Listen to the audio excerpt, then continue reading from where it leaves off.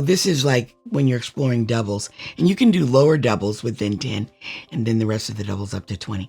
I love the rekenrek. It's a beautiful tool. And so now I can have the kids show me doubles on the rekenrek. What is 7 plus 7? But I could also show the kids the abstract and say, build that on your rekenrek. And then I could say, oh, I want you to record that on your rekenrek paper. Or build the doubles and then record it.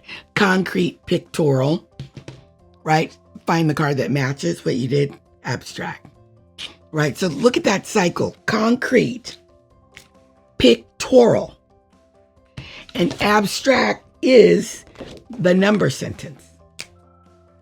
So right there, I have the cycle of engagement in an activity.